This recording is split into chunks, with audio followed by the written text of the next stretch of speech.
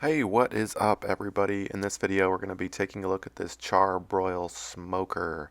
I recently made the plunge into the world of smoking meat and wanted to put this video out there for you. We're going to be talking today about some of the benefits of an electric smoker, and also I'll hook this baby up for you, get it all assembled. I'll do the pre-burn, the first burn for you, and talk about how I'm going to be storing this. So let's go ahead and get started. This is indeed an electric smoker. I will put a link to the specific model down in the description below, so be sure to check that out if you indeed like this smoker. And here it is. It comes arrived in the box. Now I decided to go with an electric smoker mostly for the simplicity of uh, not needing charcoal, not needing to buy pellets. Now I do need to buy some wood chips for it, but that is indeed optional as I understand it. But I really was attracted to the idea of an electric over anything else. Now I know I'll sacrifice some taste, as that's what I read anyway. We'll see if that's true. But here it is. It arrived in the box. No apparent damage. You can see there's some indentation, but I think that's part of the aesthetic design. And here it is unwrapped, and I'm just going to kind of give you a visual tour of what it looks like. I know some of the reviews on Amazon have apparently this product has arrived dented, uh, and so I just wanted to give you a look at what this looked like for me when I unwrapped it, because that was obviously a concern of mine when I took it out of the box.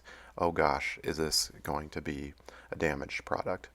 I'll show you some other angles here. I know the light might affect it, but this lighting I thought could highlight some of the imperfections.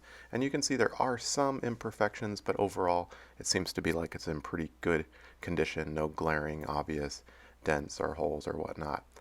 Some smudges that kind of came with it, but they seem to wipe down for the most part.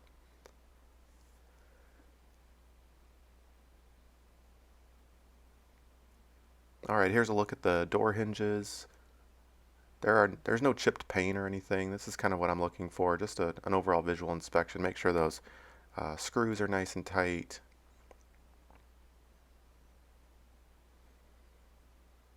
And here are the latches. Now I'm particularly impressed with the latches as I'm opening these up. They do feel quite strong and high quality. They don't feel cheap and flimsy.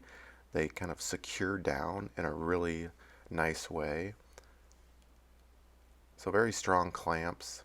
Get that door nice and tight.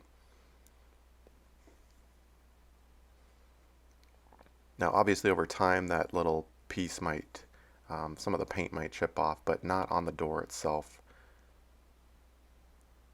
Now remember, this is right out of the box, so as I open the door, I'm just kind of doing a visual inspection. The cardboard box inside has all the hardware, and we'll get that out in just a minute. This is the thermostat. It's door mounted.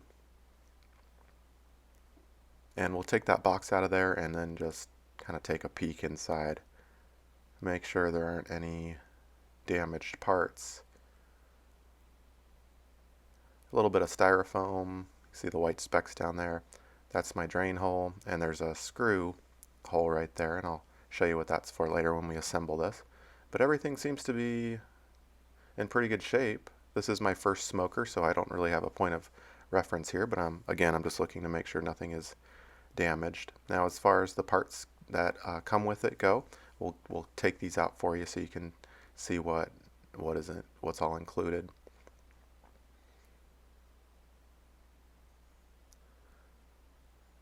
All right, that's the box for the grates. We'll get those out here in a second too. And voila, this is what you are kind of looking at. Now, this piece is a required piece. I'll show you how this goes in later, but it's got some type of black specks on it. I'm not really sure what those were. Doesn't seem to bother me too much, but I did notice them. Now, these are the chrome grates that come with them. There are 3, and they're in pretty good, I mean, look brand new, high quality. Here's the water pan and the wood chip pan. This is the heating element. Again, I'm just looking for damage here. Make sure everything seems to be in working order. Yeah, things look pretty new. Now these are the legs.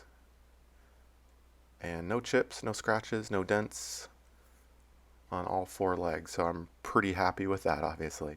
Now the handles They're kind of oxidized. You can see the handles there that I just picked up, little white. I don't know if they're dirty or what, but anyway. All right, so this is the unit flipped over on its head. Now you're going to want to do this with two people. If you are alone, grab a friend. It's kind of a heavy unit, but it definitely doable if you are careful or if you have a friend. And we're going to get the legs put on there. You can see here I have an extra long screwdriver. You don't want to go short. You might kind of hit that edge there as you install those legs with the screws. So I got an extra long screwdriver, and those legs just align there with the two holes as shown, and you can obviously tighten those down as tight as you like. All right, here's a look at those handles again. We're going to get those installed, and you need 4 of the screws that come with it. Again, look at the oxidized handles. Doesn't bother me too much, but it is a kind of an aesthetic. I wish they looked a little newer. Now I didn't try to clean them off or anything, but something to pay attention to. And we'll tighten those handles up. The handles do go on really well, very tight. Feels incredibly secure, and you can bear the weight of the entire thing with those handles. In other words, you can pick them up entirely by the 2 handles. Now this is the heating element. We're going to get that installed here. And to do so, you just pop that in like that, and you'll need 3 screws. 2 of the screws are going to go there, and 1 of the screws will go inside the unit, and you'll see what I mean here in a minute. So you'll take the heating element and you'll slide it through here as shown. And there's a little bracket, pretty easy to do. I'm doing this with one hand, obviously. You can just kind of slide it down, and you'll align that hole on the bracket with the hole in the bottom of the smoker. It's already pre-drilled, obviously, for you, so you just need to take that screw and just drop it in there and tighten it down. All right, with the heating element exposed now on the outside of the unit, we'll take the other 2 screws, and they're going to go in right there, and the other one will go in right there.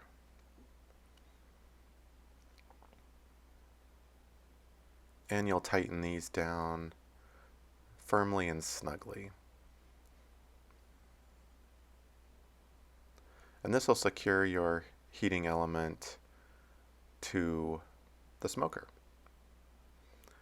Everything seems to be pretty secure and snug, so we'll take the grates next. And before I put them in, I'm just going to give them a visual inspection, and I'm going to walk in my house and give them a good brushing. I'm going to clean them up, get rid of all that oil residue. Now you can put them through the dishwasher if you'd like. I would probably recommend that as opposed to manual, so you can guarantee that you can get all that residue out from in between the crevices and whatnot. So installation of the chrome grates, pretty easy. Right off the bat, I'm feeling the grates are heavy duty. They don't feel cheap at all. And the insertion there feels really secure, really firm, tight to the edges. In other words, there's not a lot of play when you wiggle them back and forth. They feel high quality, no complaints there, and they push all the way back, so there's not really room for anything to fall out from behind or the side or the grate. Certainly you have no fear of the grate kind of coming dislodged and falling. So they do come with 3 grates, and there are 4 racks. Now that's kind of a downside. I don't know why they didn't give us 4 racks included, so you might have to pick one of those up if you're interested in 4 racks, but you can adjust the racks obviously to make more space. Now this piece here, the instructions do say you need to, this is a mandatory component for the smoker. You can see right on there it says please use this, and I'm not sure exactly why, but this is the water pan, and you can see that required component that we just installed has some slots on the top allowing the water to come up and out of there as the heating element heats up. Now this is the wood chip pan. I'll install that to the right there. And down below you have an identical pan to the wood chip pan, and that is going to be your grease trap. So all that good stuff during your smoke will go out through that hole and down into the grease trap as shown. All right, and the electrical cord. Now they don't recommend using an extension cord. However, if you do need one, because the cord's kind of short, and I'll show you what it looks like hooked up in just a minute, they recommend a 12 or 14 gauge extension cord no longer than 25 feet. So that's important to remember. So we'll get that snugly firmly installed here, and the dial to turn the unit on and off. There's no play in the dial at all. It feels nice and smooth as you turn it. It's got a little indicator arrow there. And we'll get it fired up here in just a second. But first, let's put some water in it. And basically, that was all there is to it, to the installation process, or the assembly process. You put the legs on, you put the grates in, really simple to do. All right, so we'll put some water in there. Now, I just used a cup. I didn't fill it all the way up to the top. Just a 12 ounce or 16 ounce cup there, and we'll get it plugged in. Now for my first burn, I'm not using wood chips. The instructions do recommend that you burn it for 2 to 3 hours, so that's exactly what I'm going to do. Here's another look at the cord. It's about 4 feet or so, I would say. And again, I'm going to be buying an extension cord for it, 12 or 14 gauge wire. It does pull a significant number of amps apparently, so do not use a regular extension cord. You will create a fire apparently. So here it is. We're going to turn it on, and we're going to turn up the temperature. It is maxed out right now, the temperature on the dial, to 5, which is your maximum setting. And after 5 to 10 minutes, it's already starting to smoke. The smoker heated up pretty quickly, I would say. Within 5 minutes, it hit about 150 degrees, and you can see after about 10 minutes or so, it's already in the smoke setting between 200 and 250 degrees. And just to make sure it's not lying to me, I'm going to open it up. And you can see all the steam releasing there. Steam or smoke or whatever you want to call it. So the unit is definitely working. I'm impressed on how quickly the unit heats up.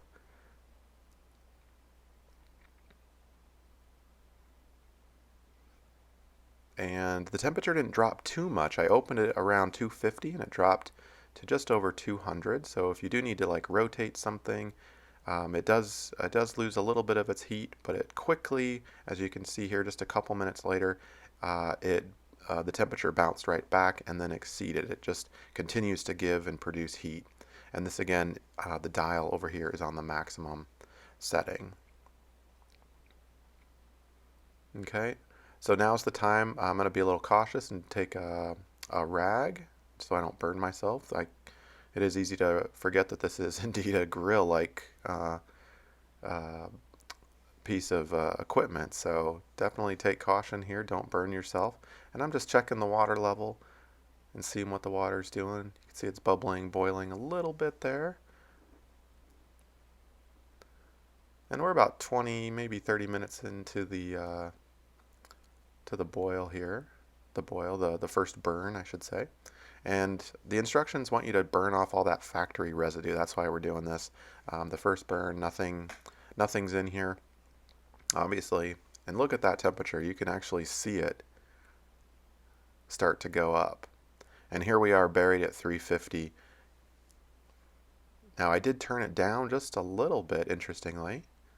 And so it'll continue to be buried at 350 on a setting of 4. So now as far as to the touch with your hand, take a look here. It's not super hot, but I definitely don't want to leave my hand on it for too long, right? So you can touch it. So if you got kids, for example, if they like brush up against it, at this point, from what I could see, I'm not going to be super concerned with it. But again, you don't want to keep your bare hands on it for several seconds. That might bring some pain to you, but it's not like a grill where it's going to hit you immediately. So this is 3 hours later. We've completed our first burn. I'm going to unplug it, and we're going to check the water level. Remember, I put a full cup of water in it initially. I didn't fill the the water line to the top. So it's about half full in the compartment here. It was a 3-hour first burn and really warm. You could see the steam though. There wasn't a lot of steam that came out, so I suspect the water level is pretty low. Perhaps the water evaporated or, yep, it's pretty much done. There's a little bit of water left. So about 3 hours. So I would say the water trap might last you about 6 hours or so. Probably more if you have it on a lower temperature. Remember, I was trying to cook off all that factory stuff, all that residue, so I was at pretty high temp. Now, as far as storage goes, I have a little knockout. I made a little notch on my deck. You could see there. And this is my intention. I had a charcoal grill that was there before, and instead I'm going to house my new smoker here. And so this is my intention. I'll leave it outside and I'll run an extension cord. Now, of course, it is electric, so I do want to protect it from the elements, so I bought a little cover here. This is my cover. I'll also put a link in the description below for this particular cover. It's the exact match for this exact model, apparently. And so as I install it here, I'm seeing that it's definitely appears to be and feels to be waterproof. It's got a tacky, kind of sticky finish to it. And the length and the width seem to be conservative. So just all the way down there. And they've got some Velcro ties, and that's how you can snug that up. So here's kind of an overall look at the unit once I have it all stored and ready. And overall, highly recommended little smoker. I'm really excited to get started with this. Again, it's my first smoker, but I'm pretty happy with it out of the box. No visible damage. Everything seems to be looking really nice. So feels pretty high quality. A good entry-level smoker, I think. So hopefully this video has been helpful for you. We took a look at some of the benefits of an electric smoker. You got to see how this particular model was installed. We did our 3-hour burn. Everything seemed to be working really well. And you got to see how you could potentially store this outside. So again, thank you so much for joining me.